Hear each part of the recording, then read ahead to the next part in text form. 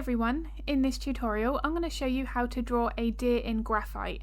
Now, like with all animals, I do like to start off with the eye first, and in this case I'll always map in the pupil and the outside shape of the eye.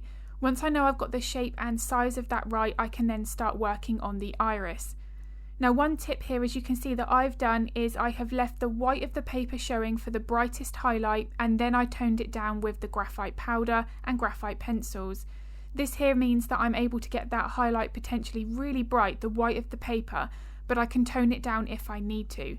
This means that the reflection in the eye, if it is really bright, can be captured right from the very beginning. Now, when it came to drawing the fur, this real-time tutorial available on my Patreon channel, it's great for focusing on how to draw highly detailed, realistic fur. The way that we're going to be building up the layers here is crucial. Now, I like to start off with a layer of graphite powder that I applied with a eye makeup applicator. Once I've got that in and I'm just simply mapping in my main lights and darks, I come in with my graphite pencils. Now, the layering process and how that graphite is applied is really important, because if we were to apply the graphite in a wrong way, the erasers are not going to be able to work later on. Now, this is one of the questions that I'm asked more frequently about the Tombow mono eraser, and I'll use this eraser fairly frequently throughout this entire project.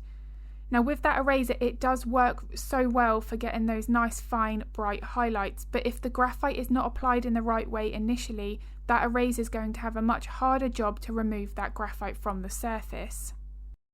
Now, the other thing that is really important about using a Tombow mono eraser is the technique. Now, the pressure applied, how we move the eraser and how we hold the eraser, just like when working with the graphite pencils, it all comes into consideration. Now, there are a couple of reasons why I like to use graphite powder first rather than jumping straight into the graphite pencils. One of the things is I personally don't like working straight from the white of the paper. I can find it quite overwhelming, so by putting the graphite powder in first and hinting at those lights and darks, I'm able to know more accurately where I am in my reference photo. Now, something I talk a lot about in all of my tutorials is the placement of the highlights and shadows. These are not random, they do follow the underlying bone and muscular structure. A prime example of that is this area here, where I'm gradually making that darker. That's the top of the eye socket, that's following those main structures under the skin, so it's really important to study that closely. Now, the other thing that helps to reinforce that is the fur direction. Now, the pencil technique and eraser technique usually follows three main things. You've got the fur direction, the fur thickness, and the fur length. These are going to vary, of course, depending on the animal that we are drawing, but it really does mean that we can capture more realism if we get that right. Now, the area here on the top of the head is a prime example. It changes direction very subtly in a few places. This is going to help build up more shape and form of the head once the portrait is finished. And as I start to build in more of those highlights with that Tombow mono eraser, again I'm reinforcing that fur direction. Now, when adding the highlights, you've got to be very careful not to add too many. This is something that I used to be very guilty of when I was first new to working with pet portraits. The highlights make a big difference, but we don't want to add them everywhere. As I said earlier, the highlights and shadows follow that underlying bone and muscular structure. So if we start adding highlights in places where they shouldn't be, then we will end up changing the shape of the face. Now, the other aspect is the length of those pencil strokes. Now, here is another prime example of how there is a slight variation between the length of the fur underneath the eye and here on the top of the head. If we make all of the pencil and eraser strokes the same, then the fur is going to look very similar from one area to the next, which will make that portrait appear flatter, more two-dimensional. So I want to be focusing on those two aspects at the same time. When the fur direction is created, we need to make sure that the length of those pencil strokes is also accurate. Now, the other thing is the thickness of the pencil strokes, and there's a couple of things here that can vary with that and affect how thick those pencil strokes look. The amount of pressure, how sharp, how blunt the lead is, how we're moving the pencil, even how we're holding the pencil, are all going to potentially give us a different effect. Now, this is something that I focus the real-time tutorials on Patreon. It is a very important aspect when drawing realism, and I like to cover that thoroughly in every single project. Now, one of my favourite aspects of this entire drawing was working on the ears. The way that the lighter hairs curl over in the centre of the ear, that can be quite challenging and overwhelming, but by breaking it up into the individual layers and only focusing on one layer at a time, it becomes so much easier to tackle. Now when I'm first putting in the detailing here, I'm imagining the right layer at the right time and trying to ignore all of the details that are potentially sitting on top or that are at the wrong layer that I don't need to be focusing on at that time. Now again, this is something that I do explain thoroughly in the step-by-step tutorial on Patreon, but because I'm also recording that with a voiceover while I'm drawing, I'm able to explain every single process in the moment, and it makes it more step-by-step. So when I start to put in those pencil strokes, you can see that I've added a lot of depth, but when I come in with my erasers, I help to enhance that further. It's all about knowing which layer to draw at the right time when working on something like this. The hairs that overlap will need to be left, but we need to be making sure that we're layering the graphite in the right way to make sure that those erasers do work efficiently. Now what I really enjoyed about this project is that it required all of the core fundamental techniques that are necessary when drawing any animal for a photorealistic portrait. The layering, the blending, how we're using the pencils, the erasers, the values and contrast. Everything here is in this project, so it's a great one for really refining those techniques. Now there is a lot of detail here, so knowing the layering process and how to capture that is a really big deal. It's something that I like to make sure that I capture right. The layering process is all about, for me, capturing not just the highlights and shadows, but those important midtones. I feel sometimes the midtone layers are not given as much attention as they should, but the midtone layers help to build up that softness within the fur. Now this deer had shorter, soft, but almost a little bit more of a denser fur texture. I wanted to make sure that I captured that right by getting the balance of details and sharper lines versus the softness within those mid-tone layers. So getting that balance right with the techniques is really important.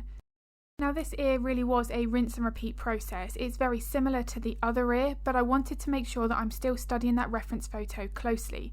Because the fur direction is potentially going to change, the lighting is also going to be different. Now the reason I was mainly drawn to this was the one-sided light source. The left side of the face here is lighter, the right side is significantly darker. I wanted to make sure that I captured that in my drawing. I really do like working with photographs that have more of a stronger lighting because I feel like I can enhance that more in the drawing and create something that's really eye-catching. High contrast really does help to create more of that wow and that impact initially when anyone looks at art. If the values are more subdued, so your darks aren't as dark as they should be, your highlights are a little bit more muted, a portrait is going to look less eye-catching. It will have more of a flatter two-dimensional feel. And that's why I do like to focus on values and contrast in every single one of my drawings, my paintings, regardless of the medium. And here on the antlers, that's no exception. I'm still making sure to focus on the values, but there is a balance here between out of focus elements, so I therefore need to get things a little softer, and then the in focus detailed portions as well. Now as the antler got towards the left hand side, it did become softer, more out of focus, so I used less of my pencils there and more of my blending techniques. As I start to build in the details, I'm working back with my graphite pencils and reinforcing that contrast. I'm working to build up my darker values gradually so I don't end up with something that's too dark. I can pull in more of my highlights and help to build up that texture on the antlers. Now drawing antlers is going to vary from deer to deer, depending on the time of year, the size of that animal, how old that animal is. There are so many different factors, but it's important to make sure that we've captured it for that one reference photo we're working on. Now this deer had more of a smoother texture to the antler, so I'm not having to create as many circular shapes or as many of the textured details. It was more about following the grain and the smoother appearance of that antler. But it's still like drawing fur. I'm moving the pencil, following the little scratches, the little notches within that antler. I don't want to be moving my pencil vertical from top to bottom because that's not going to give me the right effect. I still want to be following almost like the grain in a wood. I want to be making sure that I'm following that with my graphite pencils. Now these little details here, the highlights on the tops of the ears, they're very important. This is going to help to push the antlers back and bring the ears forward. This helps to create more of that three-dimensional look to the drawing. Now onto the nose and mouth area of this deer, and I'm approaching this in exactly the same way as any other animal. I'm taking the time to accurately map in the placement of the nostrils and then the outside shape of the nose. I'll also include just a little hint of the separation between the top lip and the bottom lip. This means that I can more accurately represent exactly where all of the key features are on the face. Now once I'm happy with that, I can start to build up the impression of detail. Now what was really interesting about this reference photo is the face, the eyes, the ears, the antlers, they were all in focus. But the nose and mouth area here was a little bit softer, slightly out of focus. So I'm going to be making sure to get the balance right of not adding too many details and making sure I'm using a few more of my softening techniques. Now in some cases this might just be about using the pencil in a slightly different way to achieve a softer pencil stroke. It is so important not to over blend. We still want to be adding details here, but they just need to be a little softer. Now going back to the length of the pencil strokes, this is the one area where the fur is at its shortest, so in some cases you might only need to use some shading techniques rather than drawing individual lines. We want to be paying very close attention to that reference photo, and of course the other aspect that's going to affect this is how large the portrait is that we are creating. This was a 10 by 12, so it's not small but it's not massive by any means, so I had to be very aware of that balance between how many details I can include. Now one thing that can happen on areas like this where the pencil strokes are forced and there's too many details, the fur can actually look wiry and a little coarse. So this is something to pay attention to. In some cases, less is more. The shortness of that fur is something to really capture here on the bridge of the nose and around the nose and mouth area. Usually, unless you're working on an animal such as a cockapoo where they've got that longer fur around all of their face, most of the time the fur here is going to be significantly shorter. Now onto the very last part of this portrait, and that was the neck and the body. Now this part was more in focus, and as we worked across to the right hand side, all of that was out of focus. Now this is where I love my graphite powder. The out of focus portions are very easy to create with graphite powder because there is no detail there. We're not having to use our pencil strokes and soften out those individual lines, which is a far more time consuming way of going about it. Now of course it can be done, but you are going to have to use a lot more of your layering and blending processes in order to capture the softness. Whereas by using graphite powder first, we've eliminated all of that hassle and we're able to get a soft effect very quickly. But while I continue to work on the in-focus portions here, it's exactly the same process when working on the face. I'm starting to reinforce that fur direction and the values. Now the layering process here I've spoken a lot about, but you can see that I'm not just working with 2 or 3 layers. There are many layers here. I'll use sometimes the same HB pencil and do 2 layers with that to help increase the depth before I'll jump up to a darker pencil.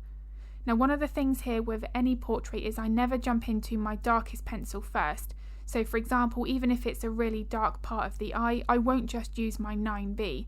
You want to be building up those values gradually. Now following on from that is areas that are out of focus, like this part of the body, you can see that there are no really dark shadows. Usually when areas are out of focus, the darker values are going to be lighter. That helps to make it look like it's a little further in the distance. So I really do hope that this video has been useful. If it was, I would really appreciate it if you could give it a like and a thumbs up. It makes a huge difference to my channel. I'd be very, very grateful. And I also upload a couple of videos to YouTube every week, so if you would like to get notified of that content, then don't forget to hit the subscribe and the bell button. If you are interested in following along to this real-time tutorial or any of my other step-by-step lessons, then I will link my Patreon in the description below. If you've got any art-related questions, feel free to pop them in the comments because I'm more than happy to help if I can. And I'm going to be uploading another video at the end of the week. But as always, thank you so much for watching.